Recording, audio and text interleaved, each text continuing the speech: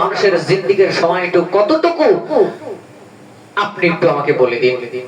আল্লাহ রাসূল বলতেছেন, ইয়া আলী তুমি বলো, একটা মানুষের জিন্দেগি হায়াত মওতের যে জিন্দেগির যে সময় জান কবজ এটা কতটুকু সময় তুমি বলো।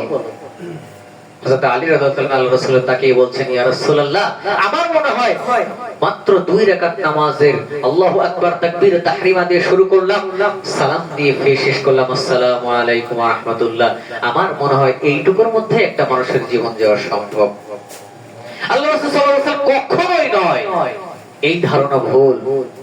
হে আলী তুমি জেনে রাখো, তুমি সালাতে না শুধু সালাতে দাঁড়ানোর আগে তুমি ডান দিকে সালাম ফিরিয়েছো, নামাজ শেষে বাম দিকে ফিরাতে পারবে কিনা তার আগেই তোমার রূহ নিয়ে চলে যেতে পারে। সুতরাং তুমি ভেবে চিন্তে তোমার জীবনটাকে সাজাও, তুমি কোন পথে চলছো, কোন দিকে চলছো, কাকে অনুসরণ করো। কারণ পৃথিবীতে আল্লাহ রাব্বুল আলামিন প্রত্যেকটা নেতাকে ডাক দেবেন। কাকে ডাক দেবে? নেতাকে ডাক দেবে। আমাদের দেশে তো সব নেতা খাতা ভরা, তাই না? সবাই নেতা আছে এখন, সবাই নেতা, যে যেখানে এলাকার নেতা, কেউ রাজনীতিবিদ, কেউ ইলমে দ্বীনের বিদ, যে যেরকম নেতা হইতে পারছে নেতা এখন, তাই না? আল্লাহ সমস্ত নেতাদেরকে হেদায়েত দান করে, বলি আমিন। তারাও যেন আমাদের সঠিক পথ খুঁজে পায়, বলি না আমিন। কোন রাজনীতিবিদের দিকে আমরা কথা বলবো না, ওইদিকে না, আমরা তাসাউফের পথে, ইলমে লাদুনের পথে নিজেকে কিভাবে আত্মশুদ্ধি করা যায় সেই পথে আল্লাহ রাব্বুল আলামিন বলবেন, প্রত্যেকটা নেতা তোমরা কোথায় আছো, দুনিয়াতে যারা নেতা ছিলা কোন তরিকাতে চলেছো, কোন পথে, কোন মতে, আজকে তোমাদের কর্মীদেরকে বাঁচিয়ে নিয়ে যাও। আল্লাহ কি বলবেন? তোমাদের কর্মীকে বাঁচিয়ে নিয়ে যাও, নিয়ে যাও এদেরকে বাঁচিয়ে, তোমরা সামনে এসো, কোন ধরনের নেতা ছিল আল্লাহ ডাক দেবে। তখন আপনি আমি কম, আমি জিয়াউর রহমানের নেতা মানছি। কাকে বলবো? আমার নেতা জিয়াউর রহমান। মানবে আল্লাহ? মানবে না? শেখ মুজিব মানবে না? হোসেন মোহাম্মদ এরশাদ মানবে না? আল্লাহ তাআলা বলবেন কোন নেতাকে মেনেছো, সেই নেতাকে নিয়ে এসো। একদল বলবে, ইয়া রাসূল আল্লাহ তাআলা আমরা তো নেতা নির্বাচন করতে পারি, তবে হ্যাঁ পীর মুর্শিদ যেই পথে চলেছে, সাহাবায়ে আজমাইন যেই পথে চলেছে, আল্লাহ রাসূল যেই পথ দেখায় গেছে, ওই পথে আমাদের নেতা মেনেছে। রাসূলকে বলেন সুবহানাল্লাহ।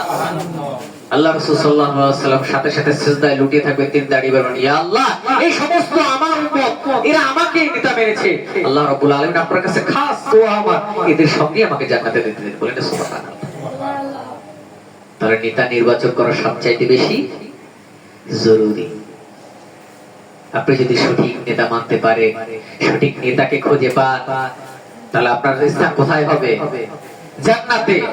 সুবহান, জান্নাতে আপনার স্থান হবে যদি আপনি সঠিক নেতা নির্বাচন করতে পারেন। বসা যাবে মামা? বাচ্চারা এমন ভাবে বসেন আপনারা, আলহামদুলিল্লাহ। তাহলে আমাদের কাজ কি করতে হবে? সঠিক মানুষটাকে নির্বাচন করতে হবে। কাকে অনুসরণ করে চলবো? সে মানুষটা সঠিক দ্বীনের উপরে আছে কিনা, ইকামতের দ্বীনের উপর প্রতিষ্ঠা কিনা, সে মানুষটা আল্লাহ রাসূলকে অনুসরণ করে কিনা, সে মানুষটা আল্লাহকে মানে কিনা। এমন নেতা, এমন বন্ধু হবে সাহেব আপনাদের নির্বাচন করতে হবে। আমার কথাকে বুঝতে পারতেছেন? এমন মানুষ, এমন বন্ধুকে নির্বাচন করতে হবে। কিয়ামতের দিন যখন আপনারা দাঁড়াবেন, হাফেজ সাহেব খেয়াল করে শুনবেন আমার বাবাজিরা, কিয়ামতের দিন এমন পরিস্থিতি হবে কেউ কাউকে চিনবে না, কেউ কাউকে চিনবে না, কেউ কারো পাশে দাঁড়াবে, মা বাবা আপন সন্তানকেও লাথি দেবে, বলবে আমার কোনোদিন বিবাহ হয়নি। সন্তান আপন বাবাকে মারবে, আমার কোনোদিন আপনার সাথে পরিচিত হয়নি, কে আপনি, আমি চিনি না আপনাকে। সামান্য একটা নেকির বিনিময়, কয়টা নেকি? একটা নেকির বিনিময়। এমন মানুষ থাকবে তার কোনো নেকি নাই, আল্লাহ বলবেন একটা নেকি নিয়ে আসতে পারলেও তাকে ছেড়ে দেবো। সেদিন আপনার সাহায্যে কেউ থাকবে না পাশে দাঁড়িয়ে। সুতরাং সঠিক বন্ধুটা আপনার নির্বাচন করা সবচাইতে বেশি জরুরি। আল্লাহ তাআলা গুনাহগার বান্দার একজনকে উঠাবেন, তখন তাকে জিজ্ঞাসা করা হবে যে যে তুমি কি করেছো, এত অপরাধ করেছো, তখন সে বলবে আল্লাহ তাআলা মাফ কেন করলেন আমাকে, আমাকে কেন মাফ করে দেওয়া হলো?